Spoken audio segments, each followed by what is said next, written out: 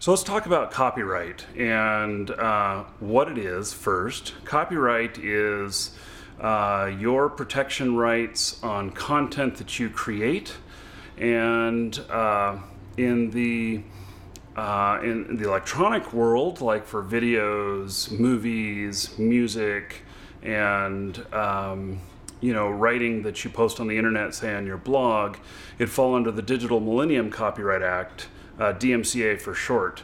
And basically, it gives you protection of your creation there are some limitations, but in a nutshell, if you create something, you own it. You don't have to submit to some service to get a copyright certificate. You don't have to do anything like that unless you start selling the content. So if you're making music and you start selling albums, you need to copyright it. You need to actually go and register it. If you're selling books, you need to go register it. If you're writing for a blog, you don't need to register it. If you are creating videos, like this video right here, which would be copyright to me or to my company, and but I don't need to go and submit it for copyright because it's not being sold.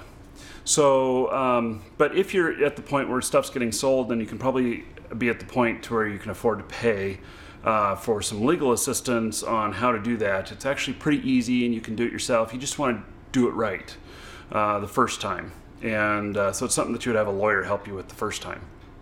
Now, the reason that I bring this up is because in our competition that we're doing right now for Marquee Dragon, this make a living playing video games competition, out of the first 100 people that have signed up to participate in this competition, I would say that somewhere around 20 of them have copyright violations on their content that I've seen already.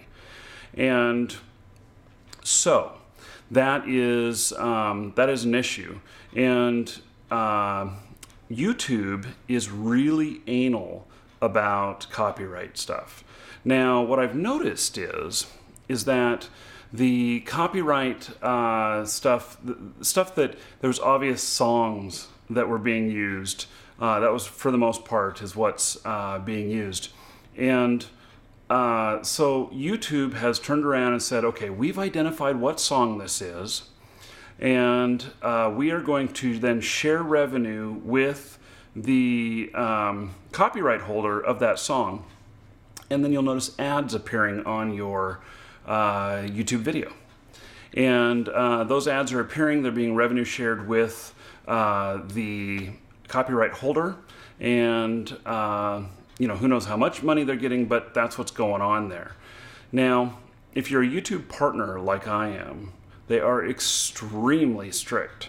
Sometimes I wish I wasn't a partner because of how strict it is, and other times I'm glad I'm a partner because it does give me some extra abilities, like I can go past the 15-minute time limit, and I can upload videos as large as about 20 gigabytes, and some other little perks.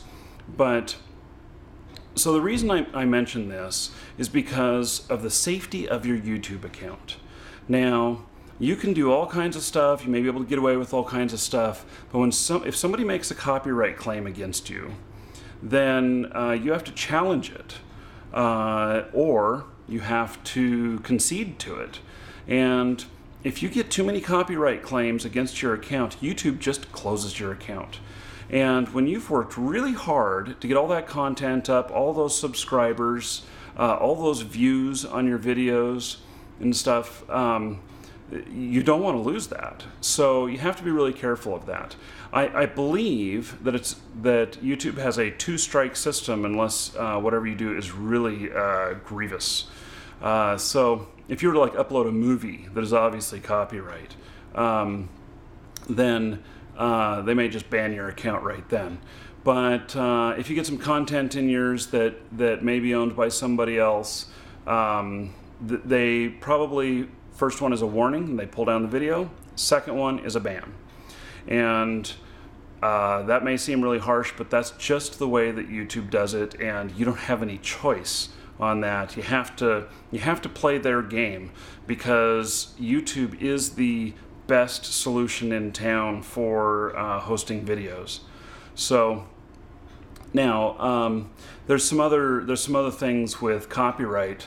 One is let me show you a stupid example of how even if you have the rights, you can still have problems. And so this video that I'm linking to here, it's a Big Point interview, and the game that I am interviewing them on, in the background there is a video playing. And that video is something that is copyright to Big Point. And so what happened is during this interview, I got this content in there, and we did it on purpose because we wanted to show what the game looked like. Now, I have written permission from the game company to show gameplay of their game and to show this this video that's playing behind us.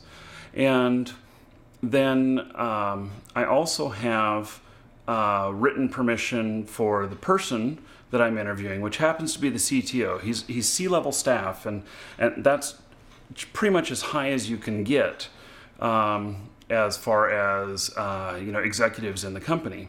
And so I have all my permissions, but about a week after I posted it, I got a thing on my account saying, oh, something's flagged. It has copyrighted content in it that I don't own. And so I go and look, and sure enough, it's linking to this particular video, and it's content that I have permission for. But it's an automated system. And so Big Point has registered that video with themselves, and so now anytime anyone else posts it, they get the revenue share off of it, just like the music explanation I was giving.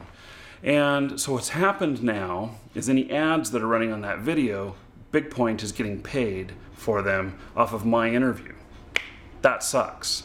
But the fact of the matter is that I am on that video, probably would have made less than $1 a month on the advertising. And so screw it.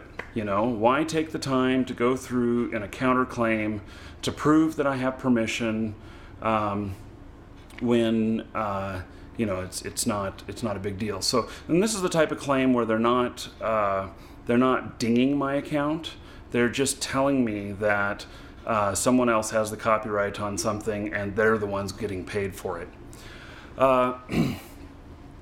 So anyway, this whole thing of copyright, another thing that you may want to know about it is what happens if one of your videos or your content from your site is stolen and used someplace else. Happens to me all the time. It's really annoying.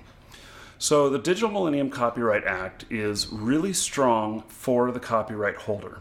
And even though you haven't applied for a copyright on something, you still own the copyright on this creation that's your work, even if you haven't applied for it. And so you file a DMCA petition with the person who has violated your copyright. And let's just say that it is a YouTube video and they've copied your video. Well, it's you can't file with the person because you don't know who they are. So you have to file with YouTube. And so you send the claim to YouTube. YouTube then has 7 days to pull the content down or make it hidden. And within that 7 days, the person who the claim is against, they can make a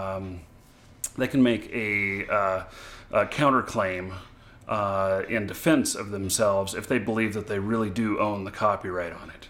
But what will happen in most cases is the video will go offline and you'll never hear about it again. And the DMCA is very strong that way. If it's websites or whatnot, there's other methods that can be done to where you contact the ISP where it's hosted and everything, and they are required to react to your claim.